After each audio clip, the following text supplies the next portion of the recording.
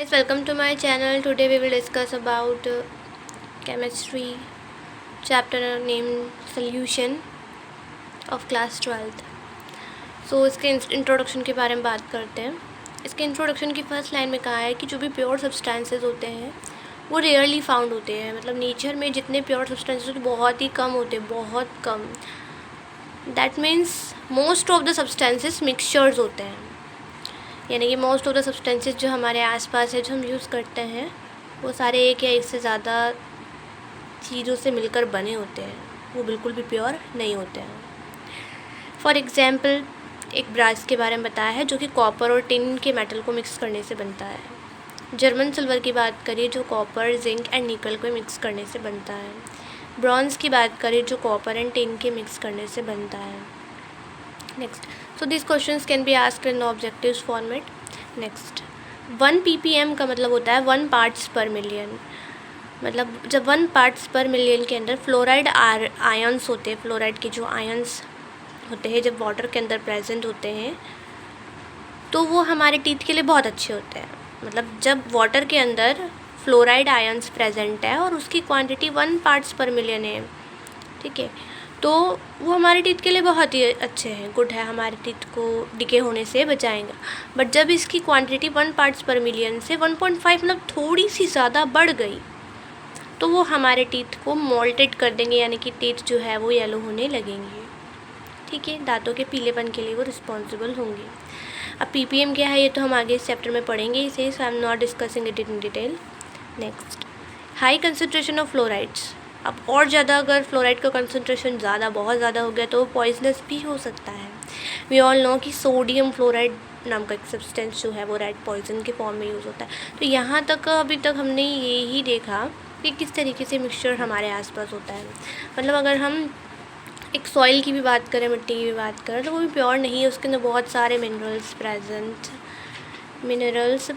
है। और अगर हम बात करें वाटर की भी तो water is also not in the pure format, उसके अंदर बहुत सारे सॉल्ट्स एंड मिनरल्स प्रेजेंट होते हैं, ठीक है।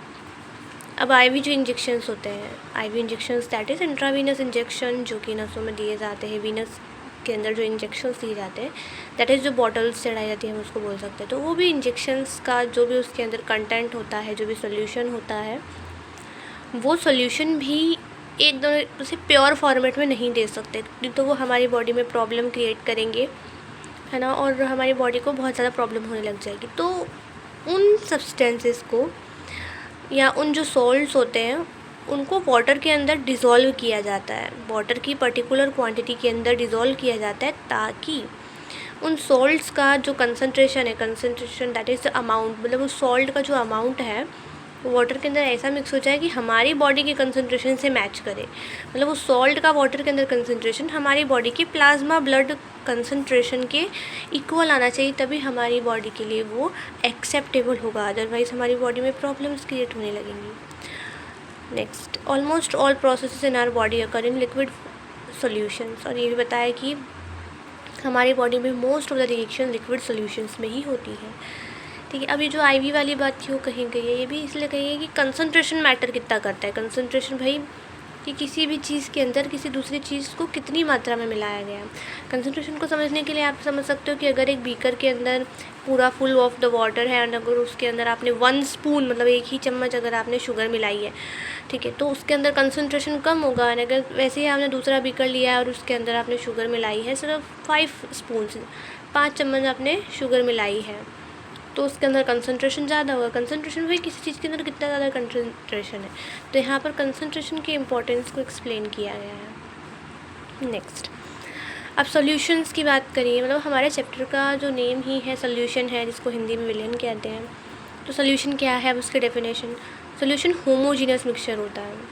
होमोजीनियस मिक्सचर दैट इज़ जिसके अंदर सारे स्टेट सेम है।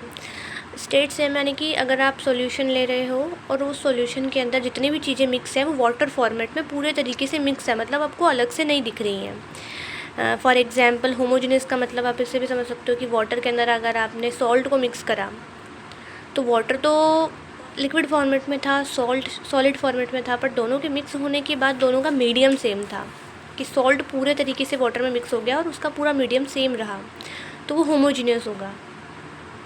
राइट। मतलब दो अगर अलग अलग स्टेट्स को भी अगर मिक्स किया जा रहा है तो एट द एंड उस सॉल्यूशन को देख के लग नहीं रहा है कि उसके अंदर दो अलग अलग स्टेट्स मिक्स है, एक ही स्टेट आपको देखने को मिल रही है, ठीक है।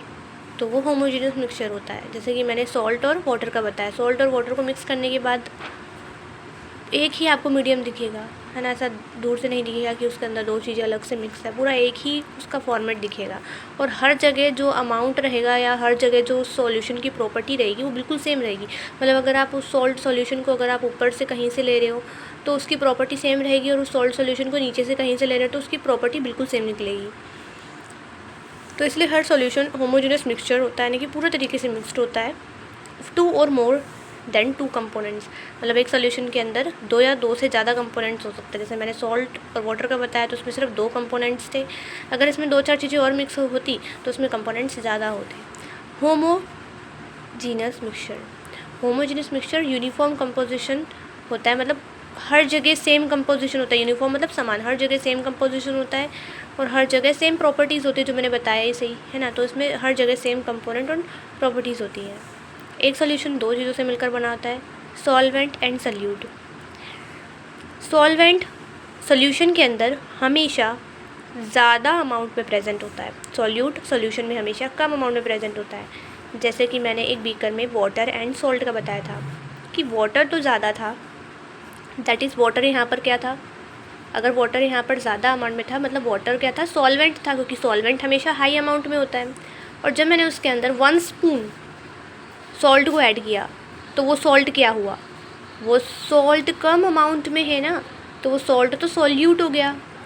तो हर सॉल्यूशन के अंदर जो सबसे ज़्यादा अमाउंट में प्रेजेंट है वो सॉल्वेंट है, एंड जो आपने बाद में ऐड किया है वो सॉल्यूट है, मतलब मीडियम सॉल्वेंट होता है हमेशा। तो solvent component present in largest quantity, यही बात मैंने अभी बताई।